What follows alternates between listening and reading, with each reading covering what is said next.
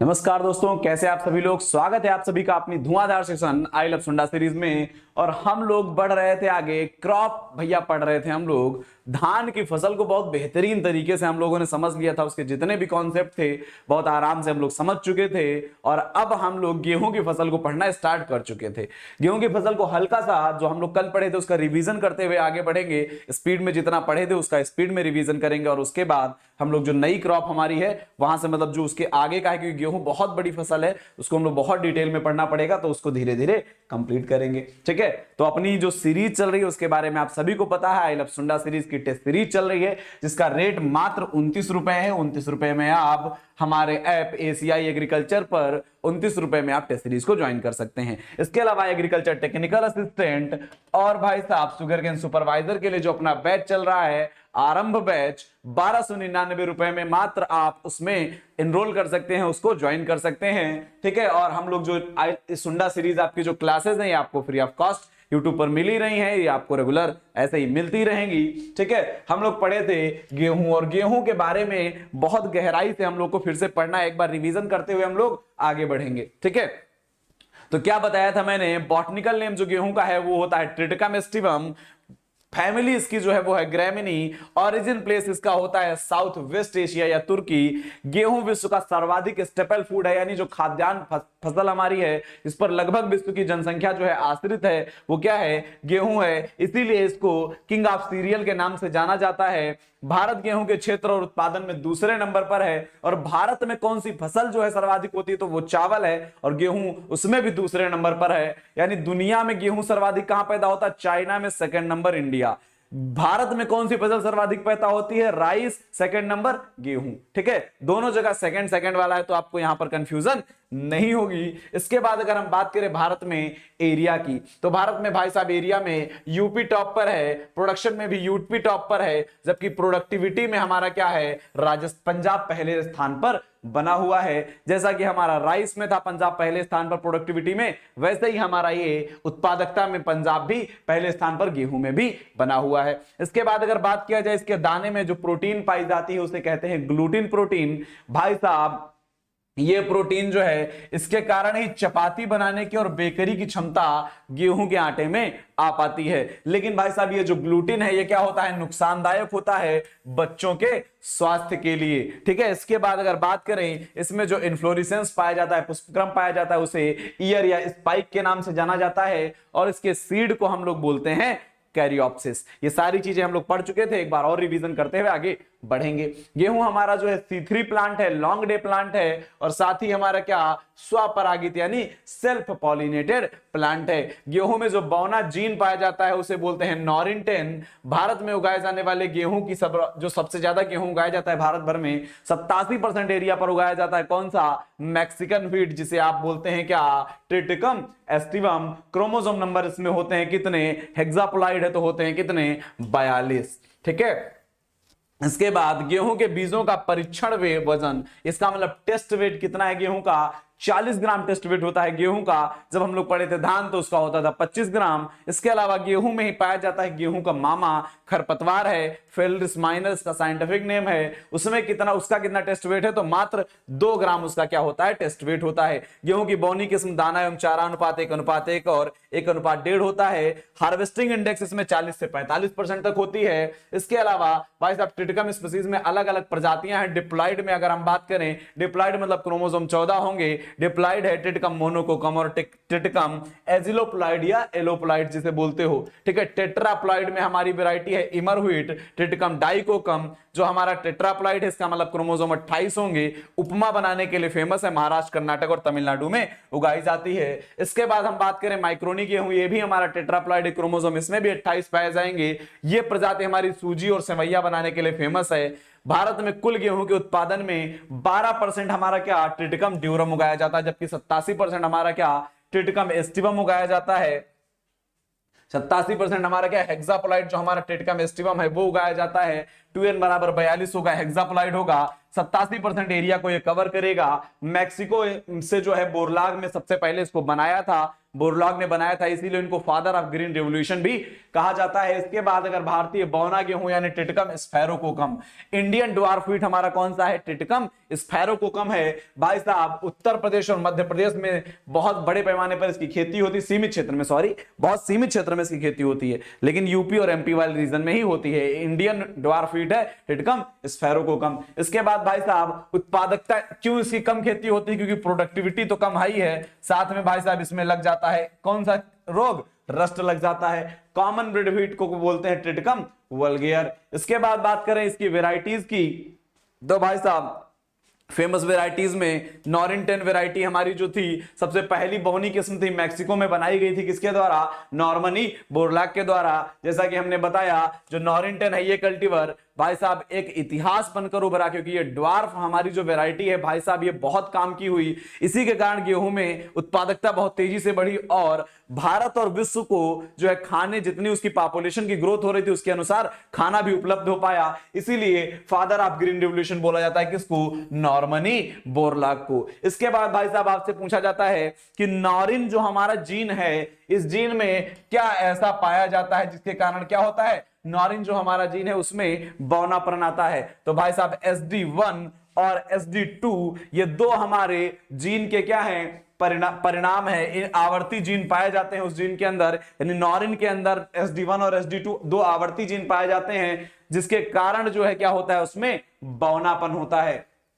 इसके बाद Mexican wheat हमारा क्या होता है भाई साहब? अगर गेहूं आपका देखा जाए, जो मैक्सिकन गेहूं है वो लाल रंग का नजर आता है, भारतीय गेहूं जो है वो अंबर कलर का नजर आता है। इसके बाद अंबर मतलब हल्का पीले रंग का, भारत का गेहूं हल्का पीला नजर आता है, जबकि जो मैक्सिकन व्हीट है वो हल्का रेड कलर का नजर आता है। भाई साहब भारत में कौन सी वैरायटी सबसे पहले लाई गई थी? तो सर्वप्रथम 1963 में सोनारा 63, सोनारा 64 और मायो 64 और अरमारोजो, ये चार वैरायटीज हम लोगों ने इंपोर्ट की। इन चारों को इंपोर्ट करने के बाद भाई साहब रिकॉर्ड उपज हुई, बहुत हाई प्रोडक्टिविटी हुई। इसके कारण हमने 1966-67 को हरित क्रांति को प्राप्त किया, ग्रीन रिवोल्यूशन को प्राप्त कर लिया। इसके बाद गेहूं की एक जीन बोनी किस्म यानी सिंगल जीन ड्वार्फ वैरायटीज में सोनालिका हमारी सिंगल जीन ड्वार्फ पूछी जाती है। सोनालिका, सासे सोनालिका, सासे सिंगल जीन ड्वार्फ आराम से याद कर सकते हो। लरमा रोजो और सुजाता ये भी सिंगल जीन ड्वार्फ हैं।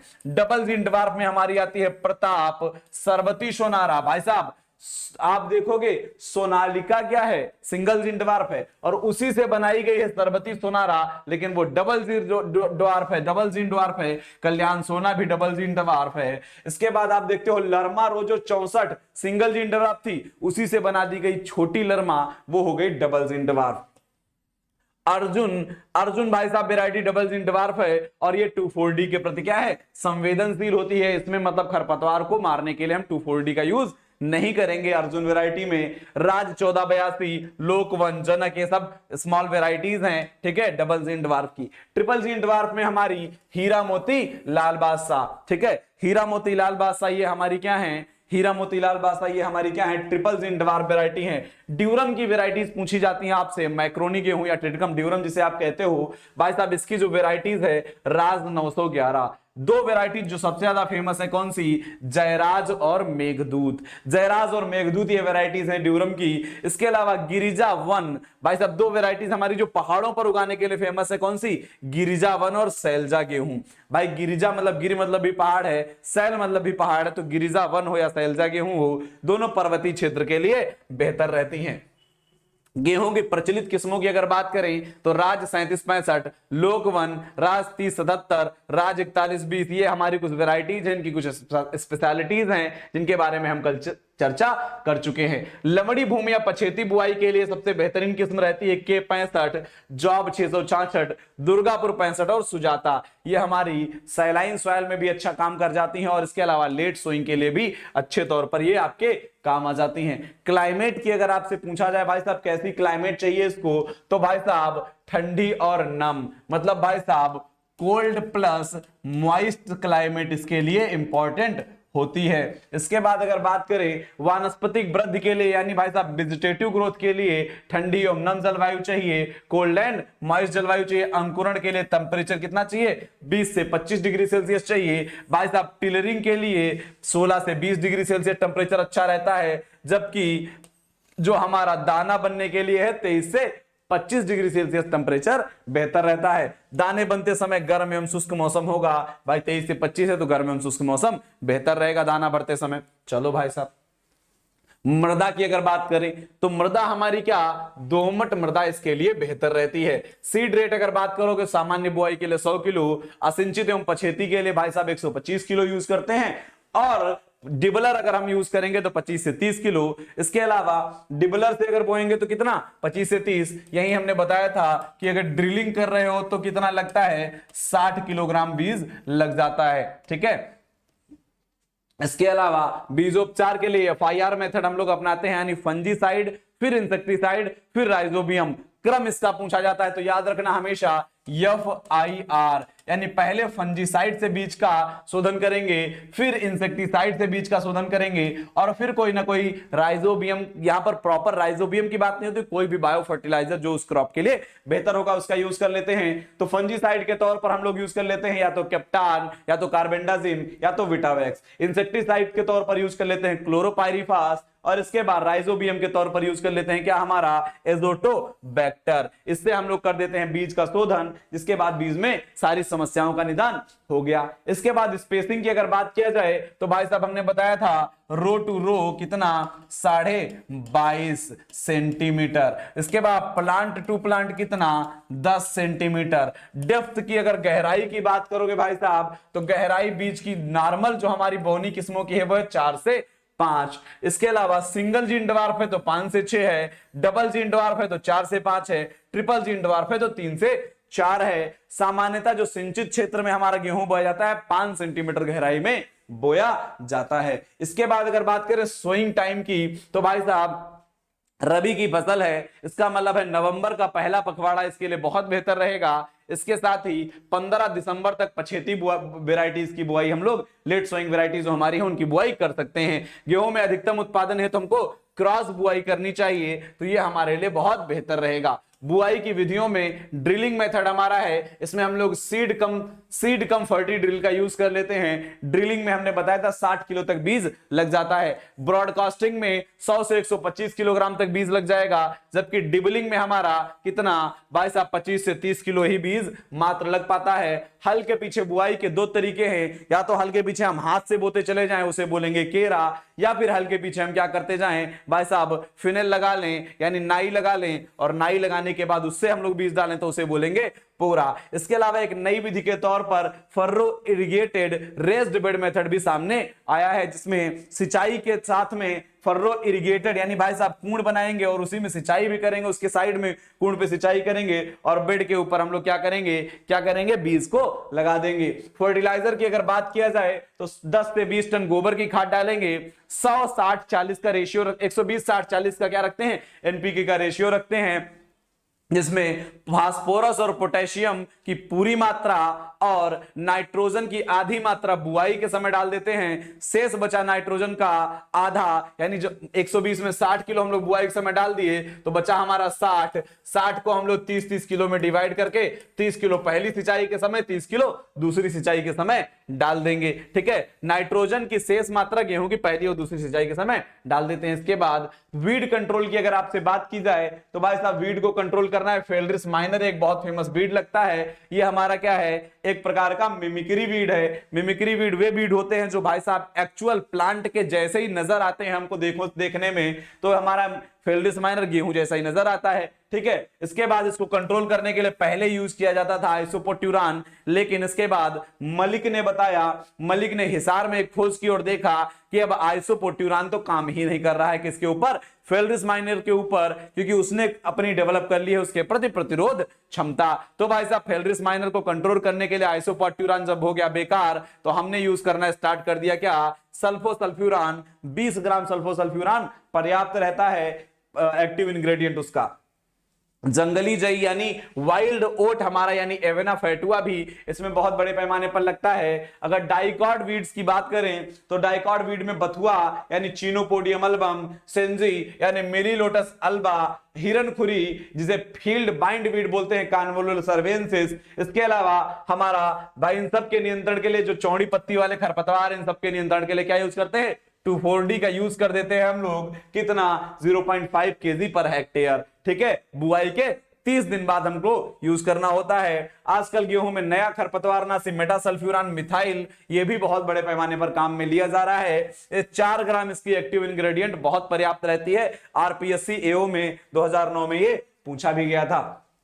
इसके बाद बात करें हम सिंचाई की, इरिगेशन स्टेजेस की, तो भाई साहब आरबीएल जो हमारा आरबीएल भारद्वाज हैं, ठीक है, कौन है, भारद्वाज भाई। भारद्वाज भाई ने 6 स्टेजेस बताई गेहूं में सिंचाई के लिए। कौन कौन सी स्टेजेस, पहली स्टेज थी सीआरआई स्टेज, तो हमने इसके लिए फार्मूला आपको कल बता दिया था। क्या, सिंपल सा फार्मूला है, कट लफ मड। क्या है, कट लफ मड।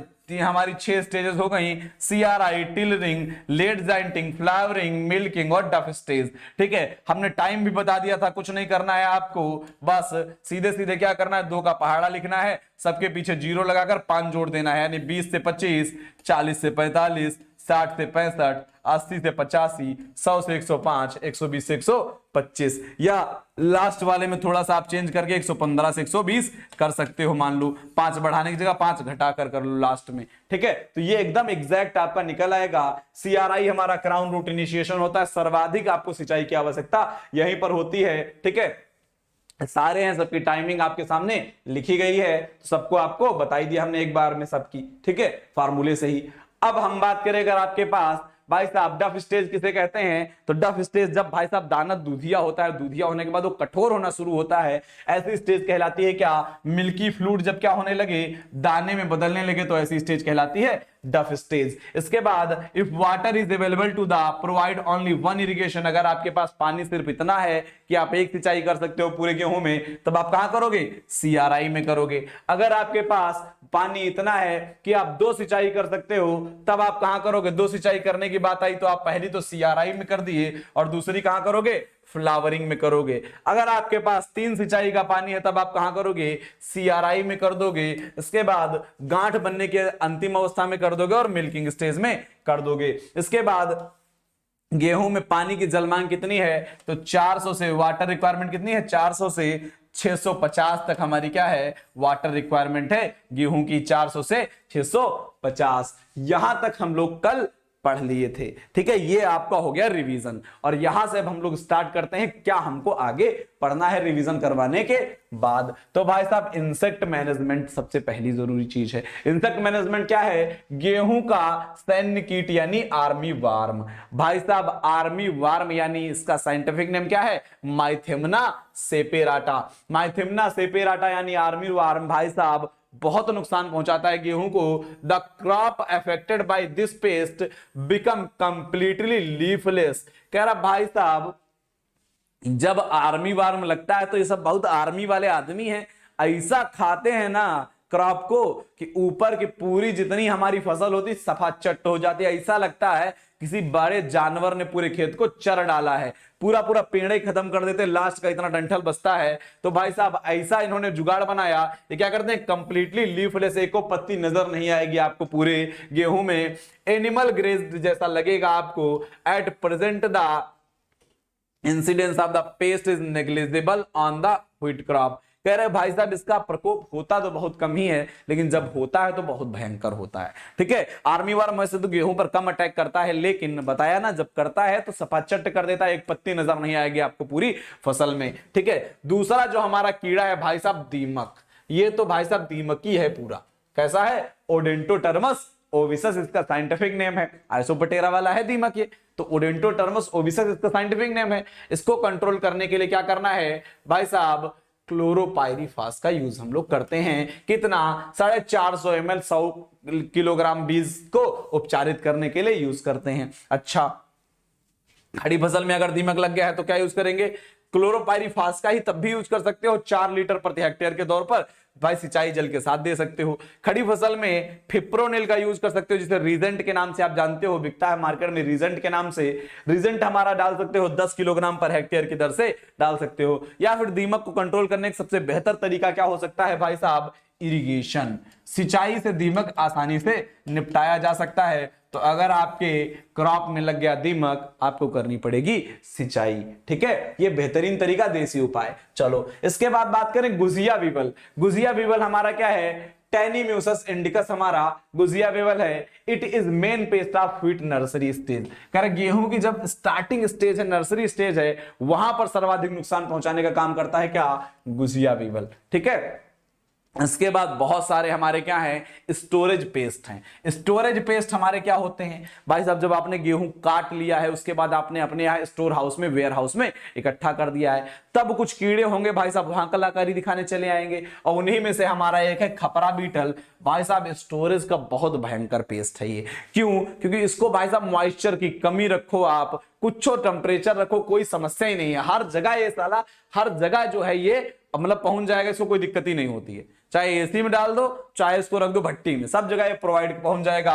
खपरा बीटल साइंटिफिक नेम है ट्रोगोडर्मा ग्रेनेरियम। कह रहा है it is a paste of storage even in high temperature and very low moisture. कह रहा हाई टेम्परेचर पर भी काम कर लेगा, लो मॉइस्चर पर भी काम कर लेगा। भाई साहब इसकी लार्वल स्टेज ही सिर्फ डैमेज करती है, लेकिन बहुत भयंकर डैमेज करती है ये स्टोरेज पेस्ट में। भाई साहब ये मान लो प्रभु है, पूछे जाते हैं क्वेश्चन इसलिए सर्वाधिक, क्योंकि बहुत ज्यादा नुकसान भी पहुंचाता है। क्या नाम है इसका, खपरा बीटल। भाई साहब बीटल है इसका मतलब, हमने कहा था जहां बीटल बीबल लगा होगा, कहां का होगा, कोलियोपटेरा का। ट्रोगोडर्मा ग्रेनेरियम इसका साइंटिफिक नेम है। भाई साहब पूछा जाता है आपसे कौन सा ऐसा स्टोरेज पेस्ट है जो हाई टेम्परेचर और लो मॉइस्चर कितनी भी कर लो सह लेता है, कौन सा है, खपरा बीटल यानी ट्रोगोडर्मा ग्रेनेरियम। इसके बाद आता है लेसर बोरर या स्मॉल कैटरपिलर। हमने बताया था मॉथ बोरर कैटरपिलर। कहां जाओगे अगर ऐसा लिखा दिख जाए, चले जाओगे तुरंत लेपिडोप्टेरा में। लेपिडोप्टेरा का इंसेक्ट है, राइजोपरथा डोमेनिका इसका साइंटिफिक नेम है। डैमेज करता है बार्ले और गेहूं को, कहां पर, grains by making holes in them. कह रहा है गेहूं और बार्ले के अंदर है, क्या करेगा, गेहूं और बार्ले में छेद बनाकर ये क्या करता है, नुकसान पहुंचाता है दाने को। इसके बाद हमारा आता है फ्लोर वार्म। इसे बोलते हो आप ट्राइलोबियम क्या, कैस्टेनम, ट्राइबोलियम कैस्टेनम, ट्राइबोलियम कैस्टेनम, जिसे आप बोलते हो क्या, घुन बोलते हो ना भाई साहब। चलो कंट्रोल कैसे करते हैं, सल्फास का यूज कर लेते हैं भाई साहब, एल्युमिनियम फॉस्फाइड जिसे बोलते हो, 3 ग्राम की टेबलेट का यूज कर लेते हैं। ये हमारा क्लोजेस्ट रूम में रख देंगे तो हमारा ये क्या होगा, बस 3 टेबलेट बना लेंगे 3-3 ग्राम की, और 3 टेबलेट रख देंगे 1 टन के हिसाब से 3 टेबलेट, यानी 1 टन गेहूं के लिए 3 टेबलेट हमारे लिए आवश्यक होंगी 3 ग्राम की। ठीक है, 1 टन के लिए 3 टेबलेट 3-3 ग्राम की। ठीक है, ये इंपॉर्टेंट है हमारा क्या, सल्फास ऐसे यूज हम लोग करते हैं। सल्फास होता क्या है, अमोनियम फॉस्फाइड होता है, इससे गैस निकलती है जिसकी वजह से कीड़े मर जाते हैं, तो हमारा ये फूल वार्म भी निपट जाता है। इसके अलावा कुछ और पेस्ट हैं जो गेहूं में लगते हैं। व्हीट मोल हमारा लगता है, इसे आप बोलते हो क्या, रोपेलोसिफेलम, और इसके बाद क्या बोलते हो, स्पीसीज।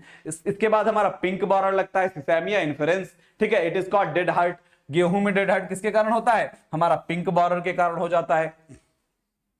ठीक है, तो और इसके अलावा चूहा हमारा बहुत ज्यादा नुकसान पहुंचाता है। भाई चूहा नुकसान पहुंचाता है तो चूहे के लिए भी सल्फास वाला काम करेंगे, वही क्या करेंगे, जिंक फास्फाइड का यूज करेंगे। 2% पाउडर लेंगे 47, देखो अच्छा इसमें करते क्या है, 2% का पाउडर लेंगे जिंक फास्फाइड का, 47 पार्ट लेंगे भाई साहब आटा। ठीक है, क्या लेंगे, 47 पार्ट आटा, और 2 पार्ट लेंगे तेल।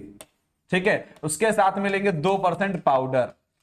ठीक है, ये हम लोग रखेंगे, और इसको बनाकर क्या रखेंगे, एक भाई साहब गोलियां बनाएंगे, और 6 ग्राम की गोलियां पर इनहेरिटेड बिल पे हम लोग रख देंगे। यानी जो भाई साहब बिल अभी एक्टिव हैं, जो अभी बिल एक्टिव हैं, उन सारे बिल के किनारे हम लोग 6-6 ग्राम की गोलियां रख देंगे। ठीक है, चलो इसके बाद एड ब्रोमेडायोलान भी डाल सकते हो 0.005% केक में, ये सिंगल डोज एंटीकोगुलेंट का काम करेगा। ठीक है, ये भी हमारा क्या करता है भाई साहब, आबाद बिल के आसपास रख दोगे तो हमारा क्या होगा, आसानी से निपट जाएंगे चूहे। ठीक है, ये हमारा हो गया चूहा मारने का तरीका। इसके बाद भाई साहब इसमें लगते हैं कुछ रोग, इसमें लगते हैं कुछ रोग, और रोगों की अगर बात किया जाए तो भाई साहब इसमें लगता है रस्ट, और बहुत डिटेल में इसके बारे में हम लोग आगे पढ़ेंगे। आज के लिए हम लोग इतना ही रखते हैं। कल हम लोग जो क्लास लेकर आएंगे उसमें हम लोग पढ़ेंगे भाई साहब रस्ट। बहुत डिटेल में हम लोग को रस्ट पढ़ना है। डिजीज हमको बहुत बहुत इंपॉर्टेंट, इसके डिजीज में बहुत गहराई में जाके पढ़ने हैं, लेकिन ये सब जानकारी आपको मिलेगी कल। तब तक के लिए हम लोग नमस्कार करते हैं आपको, फिर मिलेंगे हम लोग भाई साहब। जुड़े रहिए अपनी सुंडा सीरीज से। लाइक कमेंट सब्सक्राइब करना आपका काम है, आप जान ही रहे हो, तो फटाफट शेयर कर दो भाई, लाइक कमेंट कर दो। कल हम लोग फिर मिलते हैं इसी के साथ, ठीक है। शुभ रात्रि आप सभी को।